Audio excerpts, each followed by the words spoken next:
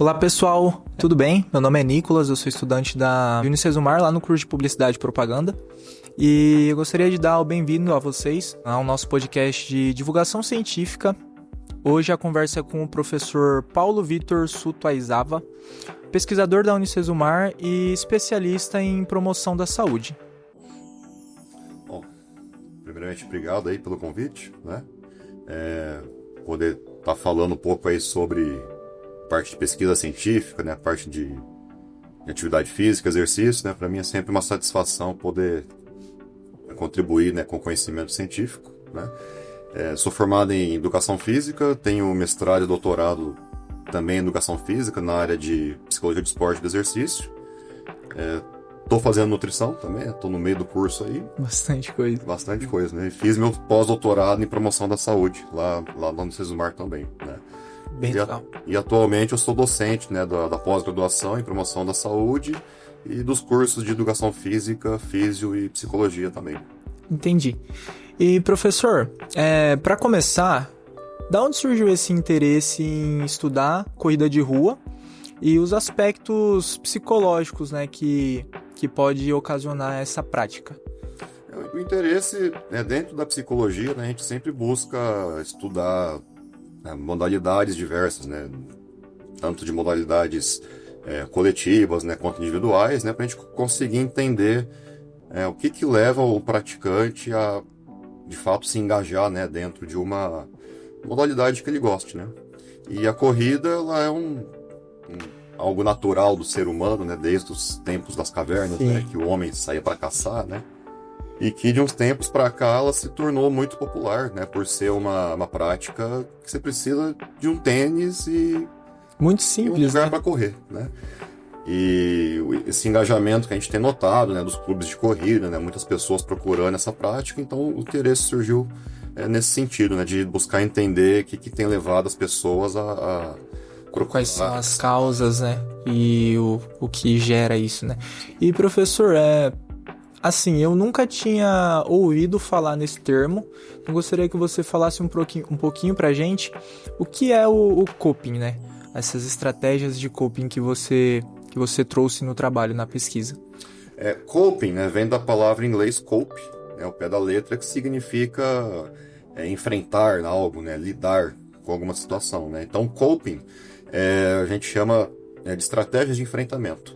Então, como que a pessoa, né, como que o atleta lida com as adversidades mediante as situações que ele pode ter no dia a dia ou, né, dentro do contexto esportivo. Entendi. E professor, quando a gente fala sobre corrida de rua, o que vem primeiro? É o prazer? É a moldagem aí do corpo? É os termos aí psicológicos que isso gera? O que a corrida de rua traz assim? É uma pergunta bem interessante, porque, né, a gente observa que qualquer prática esportiva, isso varia muito de pessoa para pessoa, né? Normalmente quem busca a corrida em si, né, se for colocar no contexto dos grupos de corrida, né, muita gente busca mesmo fazer parte de um grupo. Ah, entendi. Tem gente que busca por estética e acaba, claro, por consequência, desenvolvendo uma boa saúde também, né?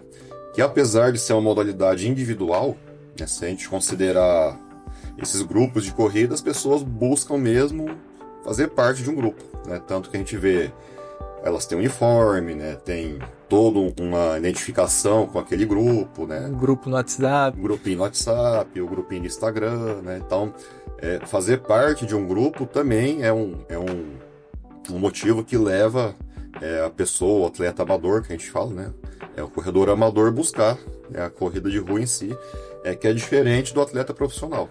Entendi. Esse atleta profissional, ele dificilmente você vai ver ele correndo em grupo, né? Ele treina sozinho, né? Ele corre sozinho.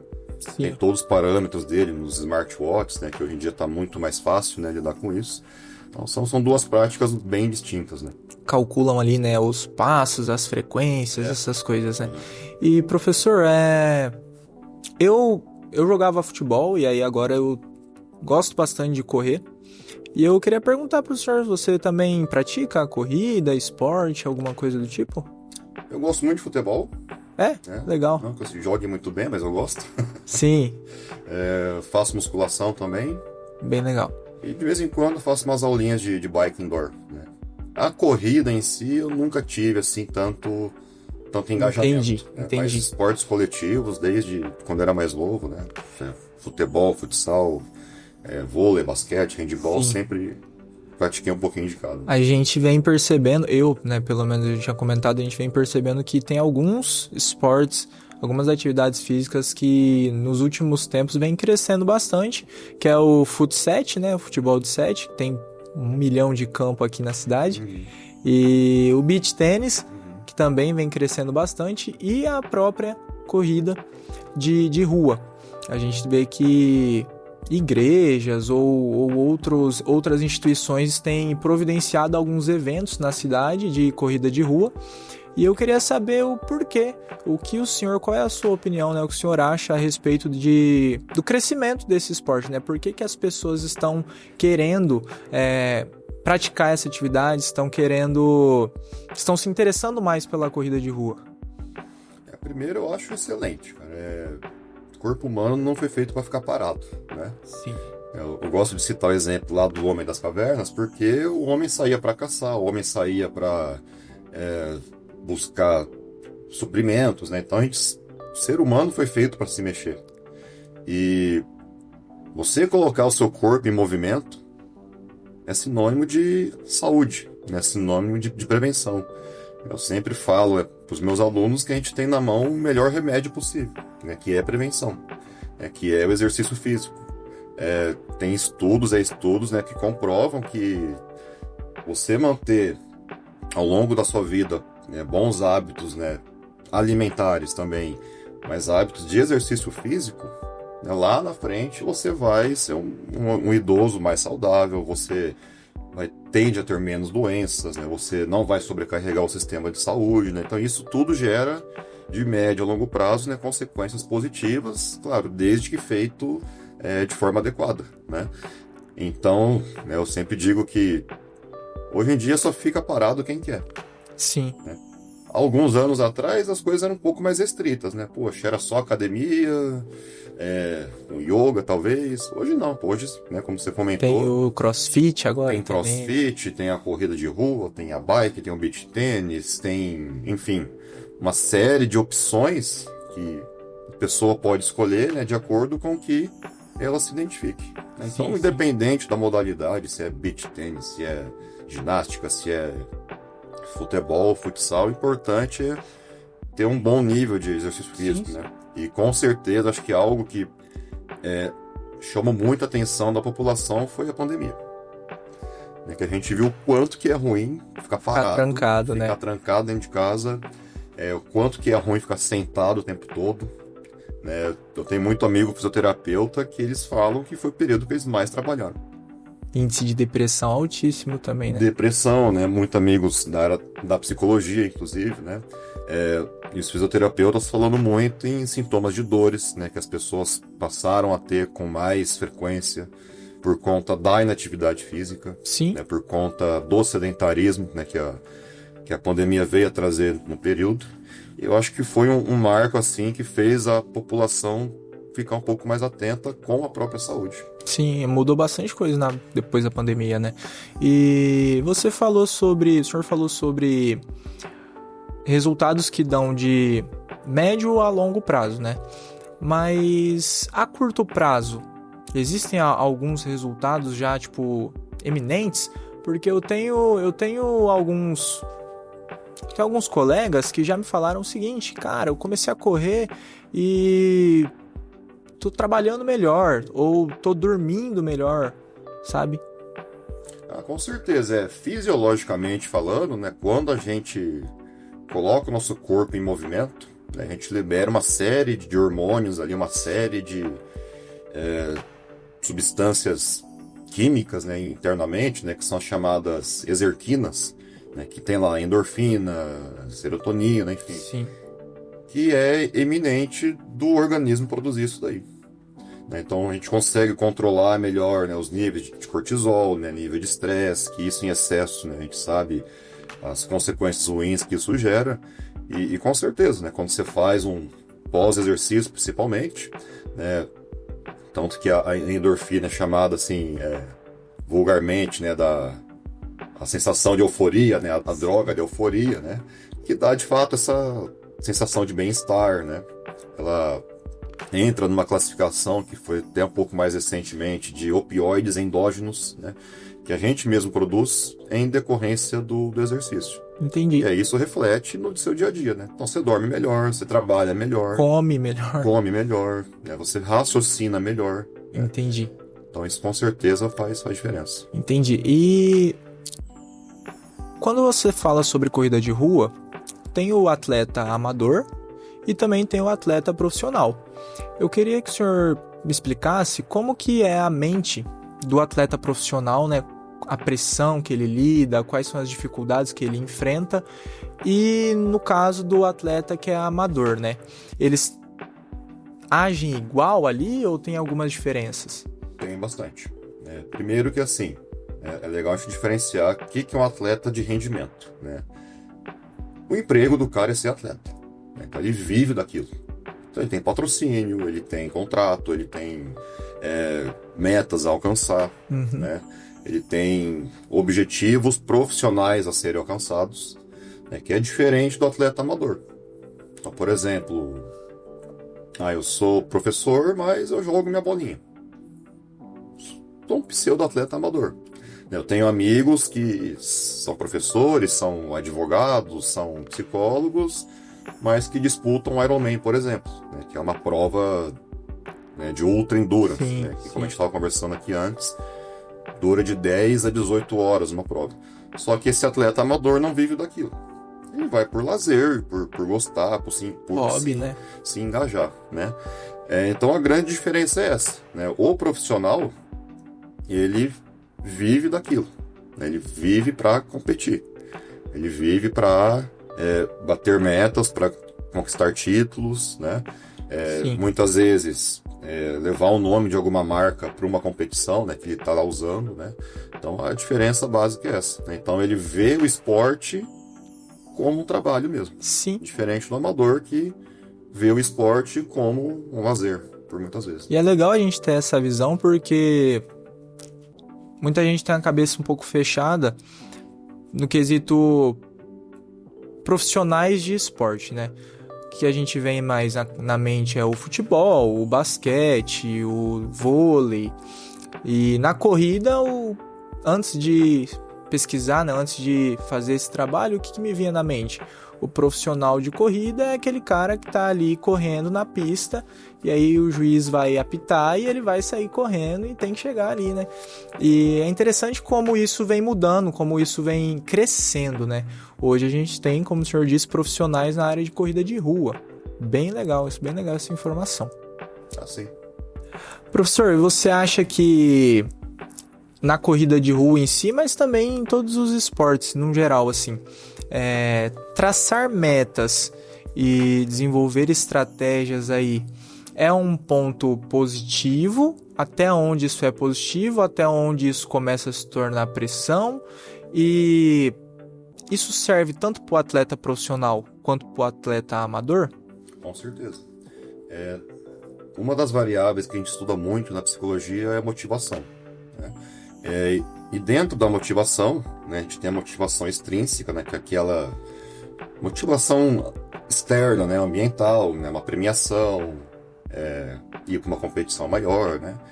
E a motivação intrínseca, né, que é aquela em que a pessoa se motiva por questões em que ela vê como interessante. O estabelecimento de metas é um desses parâmetros, né? Então, alcançar um tempo melhor numa prova, ter um pace, né? O pace que o pessoal fala bastante, né? Que é a cadência da corrida, melhorar essa cadência da corrida, de repente, não se sentir tão fadigado quanto ela se sentia em determinado trecho de uma corrida, né? Então a gente sempre fala que é importante, né? Tanto o atleta amador quanto o profissional, que ele tenha metas de longo prazo, mas para ele chegar lá é importante que ele consiga ter metas de curto prazo também. Entendi, vai meio que lapidando ele ali, né? Isso, é igual subir uma montanha, né? Você não chega no topo de uma vez, então você vai degrau por degrau. O objetivo, né, já chega lá no último degrau, mas você vai subindo um por um. Então essa questão de ter metas concretas, né, que são, claro, possíveis de serem alcançadas, é importantíssimo, principalmente para a pessoa se manter engajada, né, na prática que ela está fazendo. Entendi. E, professor, a gente nota ali no seu trabalho que tem alguns gráficos, algumas informações a respeito de as diferenças entre o atleta homem, entre o praticante homem e a praticante mulher, né? O senhor poderia falar um pouquinho sobre isso? A gente observou, né, nesse trabalho especificamente, né, uma das comparações que a gente fez foi, de fato, a comparação entre os sexos, né? Que a cabeça do homem e da mulher funcionam de forma diferente, né? Então, os motivos que levam o homem e a mulher para a prática, a gente consegue observar que se diferenciam, né? No caso, aí a gente observou que os homens, por exemplo, se motivavam mais pela competição entre eles. Tem muita aquela coisa brincadeira de homem, né? Sim. Corro mais que você e tal, você não corre nada, não sei o quê, né? E as mulheres muitas vezes se engajam mais por motivos estéticos, né? Se engajam mais, de fato, por fazer parte de um grupo, né? E isso é importante, né? Principalmente para a pessoa que vai trabalhar, né, no treinamento de homem, de mulher, de conseguir entender, né, que as cabeças funcionam diferente e como que eu trabalho isso no meu dia a dia profissional. Sim, a motivação, partindo do princípio que a motivação é diferente, o jeito de se trabalhar com a pessoa vai ser diferente para ela alcançar objetivos diferentes, né? Sim. Apesar de estarem fazendo a mesma coisa, sim, os motivos mudam, né? De pessoa para pessoa, inclusive os motivos mudam com o passar do tempo também. Isso é muito interessante, que a gente observa isso na prática do exercício ou do esporte, né? Às vezes a pessoa começou a fazer a corrida porque o médico mandou. Sim. Você tem que fazer alguma coisa. E ela acaba gostando, e com o passar do tempo, a motivação dela, que lá atrás era cuidar da saúde, com o passar do tempo, a motivação dela pode passar a ser o desempenho. Fala, poxa, na próxima corrida eu quero ir melhor do que eu fui na anterior, né? Então a motivação também muda, ela muda com o passar do tempo também. Entendi. Professor, falando sobre condicionamento físico, o atleta, quando ele corre constantemente durante um longo período de tempo, ele alcança determinado condicionamento. Mas como que vem essa questão do condicionamento físico? É pelo tempo de continuação na atividade física ou vai de organismo para organismo?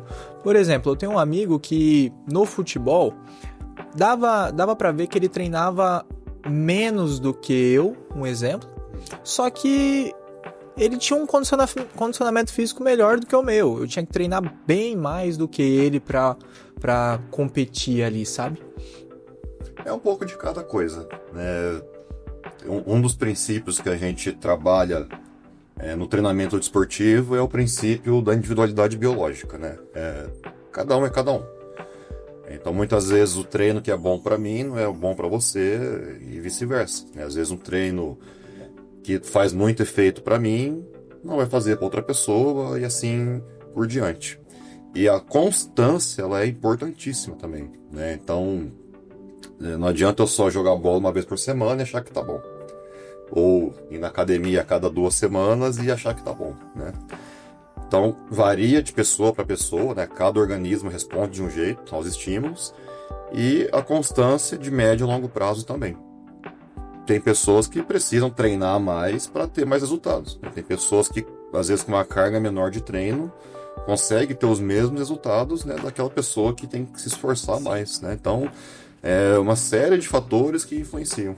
Pegando um gancho nesse assunto, o que você acha, na sua opinião, a respeito de pessoas que começam e logo desistem? Assim, a gente vê que muita gente está vindo para a prática dessa atividade física, que é a corrida, só que ao mesmo tempo uma galera começa e para. Uhum. Você acha que é um fator mais psicológico, individual? É uma pergunta difícil de responder, né? Que, como eu falei agora, né, como a gente tem falado aqui, varia muito de pessoa para pessoa, né? Os motivos variam muito. De repente a pessoa começou a correr, e assim, o começo é difícil, né? Para Sim. todo tipo de exercício, Isso. seja para corrida, seja para uma musculação, seja para um yoga, né? Vou pegar eu como exemplo. No meio da pandemia, né, que a gente estava conversando aqui, minhas dores lombares eu tenho uma lesão crônica de quadril. Naquela época, ela foi o período mais dolorido que eu tive. E aí eu comecei a fazer pilates, né? E eu nunca tinha feito. Só que eu sempre fiz musculação e tal, né? E eu chegava no pilates, tinha aquele monte de senhorinhas fazendo e dando de 10 em mim, cara. Chegava lá, aquelas idosinhas com as pernas pra cima e fazendo aqueles exercícios com o peso do corpo, basicamente. E eu olhei e falei, isso aí eu tiro de letra, né? Eu brinco assim que eu comecei a descobrir músculo que eu nem sabia que existia. Então, assim, foi difícil. Eu vou continuar, né? Até porque eu coloquei como um desafio pra mim mesmo. Pô, não vou desistir. Sabendo dos benefícios que aquilo poderia me trazer e que de fato trouxe, né? Em relação às minhas dores e tal. Então, muitas vezes, a pessoa que está começando e não sabe lidar com aquilo ainda, acaba desistindo. E de fato, não, né? Acho que o interessante é você se desafiar. Falar, poxa, comecei a correr, comecei a sentir dor na perna, dor no joelho, canso muito rápido, mas é o começo, né? Todo começo é difícil. Com o passar do tempo, né, você vai... o organismo vai se adaptando, aquele estímulo tende a se tornar mais prazeroso. Sim, a gente vê aí o atleta quando ele quer condicionar, indiferente o esporte, né? Quando ele quer condicionar, ele corre na academia ou ele faz prática da corrida de rua. Quando o atleta, ele, por exemplo, lesiona o joelho, isso influencia? Como que ele vai praticar? Qual esporte, qual forma, qual atividade física ele tem que fazer para se manter ali com o seu corpo bem, mas estando com o joelho lesionado? Com certeza, lesão é uma coisa muito séria, né? Principalmente se eu falar do atleta de rendimento, né? Como a gente comentou aqui, entenda que aquilo é o trabalho dele. Sim. E quando ele tem uma lesão grave no joelho, por exemplo, ele simplesmente não pode exercer aquilo que é a profissão dele, né? Lá na psicologia esportiva, a gente fala bastante sobre isso, né? Em lidar com o atleta lesionado. Que isso é um trabalho multidisciplinar. Então não envolve só o médico, não envolve só o fisioterapeuta, envolve a psicologia também, com certeza. Sim. Né? A gente tem aí estudos e estudos mostrando, né, que o atleta lesionado, os níveis de estresse, de ansiedade vão lá para cima. Né? Por não saber quando que ele vai voltar, por não saber como que ele vai voltar, né, a praticar. Principalmente por ele ter que ficar em repouso. Né? Então, assim, imagina que você lesionou jogando futebol, por exemplo. Pô, uma coisa que você gosta. Você faz por prazer. De repente, você tem uma lesão e você não pode mais fazer algo que você gosta. Sim. Simplesmente porque não dá, né? E aí você tem que ter estratégias, tem que ter um bom manejo ali com o atleta, tratar a lesão, fisiologicamente falando, mas cuidar do lado mental com certeza. Sim. Né? Então tem que ter uma associação desses dois elementos aí. O apoio social ele é muito importante. A gente tem estudos também que têm mostrado isso. Né? Quando eu falo em apoio social, família, um namorado, marido, esposa, enfim, Sim, filhos, né, amigos. Então é um momento que essa pessoa, esse atleta, ele precisa de um amparo, de uma rede de apoio mesmo, porque é bem complicado. Né? A pessoa ter uma lesão e às vezes fica ali 4, 5 meses, às vezes quase um ano parado, né, sem poder competir, sem poder jogar. Né? Então é uma coisa bem delicada mesmo. Né, de lidar. E falando sobre atletas profissionais, quando ele vai praticar uma prova ou algo do tipo, a alimentação ela influencia diretamente?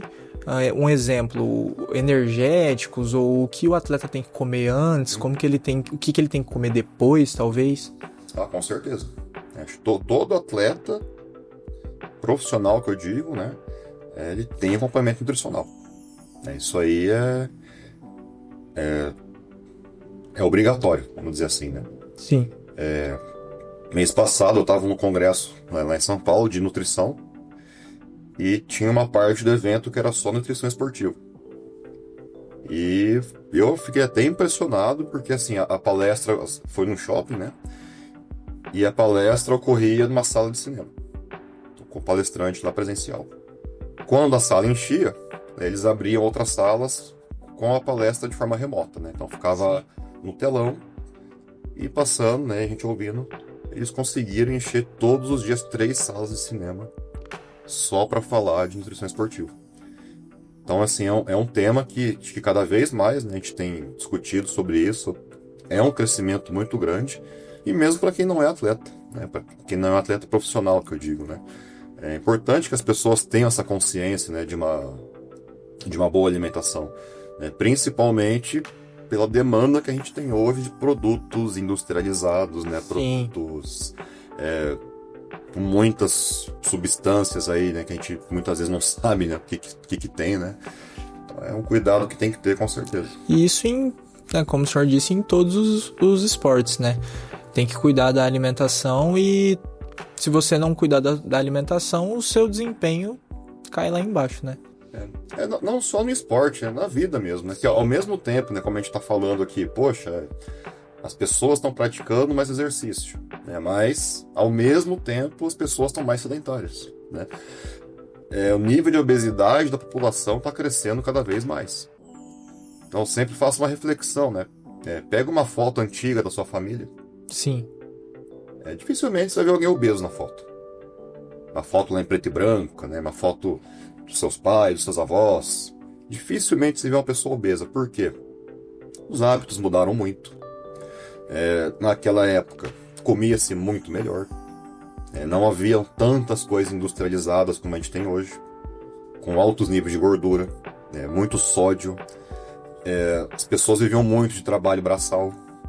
As pessoas caminhavam, né, andavam mais.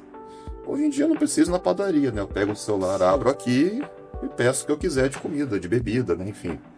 Pede um Uber. Peço um Uber para ir daqui e ali, né? Então a gente viu que os hábitos mudaram muito. Então, ao mesmo tempo que a gente tem, sim, um crescimento da diversidade de exercícios, a própria tecnologia deixou a gente meio preguiçoso. Sim. E a facilidade de acesso a alimentos, a comidas industrializadas, a coisas ultra congeladas e ultra processadas que você põe no micro-ondas, em 5 minutos você tem uma refeição. Isso aí, com o passar do tempo, também tem gerado altos níveis de obesidade, né, sedentarismo. Puxando esse tema da obesidade, a corrida de rua, ela consegue ajudar a pessoa obesa? E a gente vê hoje se falar muito de aplicação de alguns remédios, alguns medicamentos para combater aí a obesidade. Mas o senhor acredita que a prática do esporte em si, ela vai além do uso desses medicamentos? Com certeza. Acho que primeiro de tudo, né, quando a gente fala em obesidade, a gente tem que olhar para os hábitos alimentares. Que a pessoa obesa, a obesidade é uma doença. Sim. É uma doença crônica, é uma doença inflamatória de baixo grau, né? Então o obeso ele tem o corpo inflamado, né? Então ele precisa tratar isso. E muitas vezes passa por transtornos mentais também que acaba desencadeando transtornos alimentares nessa pessoa. E alinhado com o exercício é o melhor remédio que a gente tem. Sim. A questão dos medicamentos é a facilidade que se vende, né? Que a indústria farmacêutica vende como tem até agora, né? Fala o chip da saúde, o chip da beleza, né? Põe o chip no corpo lá e pronto, né? Tem aquele que aplica agora, como é o nome mesmo? Tem as canetinhas, Monjaro, né? O tal do Monjaro. Então, assim, desde que haja um acompanhamento, nesse caso, acompanhamento médico, né? Para pessoas que tenham indicação, ok. Agora o que eu não posso é ir ali na farmácia da esquina, comprar da minha cabeça e começar a aplicar sem saber de remédio. Exato, né? De médio a longo prazo, a gente tem visto as consequências que isso gera, né? Inclusive, essa semana mesmo passou lá, né? O povo falsifica tudo, estão falsificando até essas medicações, né? Pegaram um lote de medicações, né? Não sei se tinha metanol, não sei o que era, mas com um produto falsificado. Sim. Então você às vezes não sabe nem o que você está injetando no seu corpo. Tava conversando com a minha irmã essa semana E a gente ficou com uma dúvida a respeito desse tema. Quando você aplica, por exemplo, o Mounjaro, e você consegue aí emagrecer bastante, você emagrece realmente bastante, mas você emagrece com base no medicamento, e não praticando esporte, e não cuidando aí da sua alimentação, mas com a quantidade de medicamento. Você consegue emagrecer. Mas partindo daí, se você não treinar o seu corpo, você pode voltar a ser obeso até além do que era? Com certeza. Isso é o que a gente chama do famoso efeito sanfona, né? Então, a pessoa perde peso, a pessoa emagrece no momento ali por conta da medicação, né?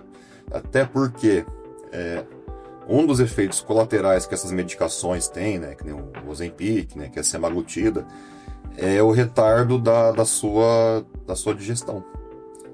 Então o seu alimento vai ficar mais tempo ali, dá enjoo, né, a pessoa fica enjoada, então ela acaba comendo menos. Então, na verdade, ela acaba ingerindo menos comida, por isso que ela acaba perdendo peso, né? E se isso não for mantido, não cuidar de médio a longo prazo, vai voltar a engordar, né? Mesma Sim. coisa, vou fazer uma lipoaspiração, por exemplo. Beleza, vai tirar a gordura lá, mas se eu não manter aquilo ali e continuar com meus hábitos ruins, vai ganhar tudo de novo. Sim. Isso acontece mesmo. Professor, falando sobre corrida de rua, sobre esse tema que a gente vem conversando, o senhor tem algum projeto, alguma ideia de pesquisa aí pro futuro, de um tema que vem numa crescente tão grande assim? O senhor tem alguma visão de futuro a respeito das pesquisas? Olha, atualmente, hoje eu não estou pesquisando nada relativo à corrida de rua em si. Lá no programa de pós-graduação, né, a gente tem algumas linhas de pesquisa que envolvem a promoção da saúde. Né? Lá no LIPS, que é o laboratório que eu faço parte também, tem linhas de pesquisa, né, com idosos, com doenças crônicas. Bem legal. Eu estou encabeçando também um projeto que trabalha com eletroestimulação de corpo inteiro. Ano passado a gente desenvolveu isso com mulheres, e agora pro ano que vem, a gente está com um projeto novo aí de trabalhar com idosos, né, muito por conta também da sarcopenia, né, que o idoso começa a desenvolver, que é a perda de massa muscular. Né? Então a gente está começando a querer investigar se a eletro ela traz um benefício, né, para esse idoso que está mais fraco, né, que começa a ter um enfraquecimento muscular. É LIPS o nome? LIPS, é Laboratório Interdisciplinar de Intervenção e Promoção da Saúde. Entendi. E qualquer aluno pode começar a pesquisar? Como que funciona isso? Todo ano, né, a gente faz lá tem uma seleção de alunos, né, temos lá os bolsistas, tem os técnicos do laboratório, né, tem os grupos de pesquisa que funcionam lá dentro, né, então, dentro da área da saúde, acho que basicamente todos os cursos da instituição contribuem ali, né, então educação física, psicologia, nutrição, a fisioterapia, né, a medicina, né, então é um laboratório assim que tá ali de portas abertas, né, envolvendo sempre a área da saúde. E para finalizar, professor, se você pudesse dar um conselho pro pessoal que está assistindo a gente aqui hoje, sobre corrida de rua, sobre não só corrida de rua, mas sobre a prática do esporte em si, né? Qual que seria o conselho que você passaria para o pessoal, principalmente aí o pessoal aí da nova geração aí, né, os estudantes? Acho que o meu conselho é se mexer. Hoje a OMS traz aí como níveis adequados de atividade física que você faça pelo menos meia hora todo dia, né? Isso já foi 2 vezes por semana, 3 vezes por semana, né? Eu sempre brinco com meus alunos assim, entre nada e alguma coisa é melhor. Então, praticar aquilo que você se sinta bem, né? Praticar aquilo que você sinta prazer em fazer, independente de ser a corrida, independente de ser o beach tênis, enfim. Comecei a corrida, não gostei, tenta outra coisa. Sim. Né? Mas pratica exercício.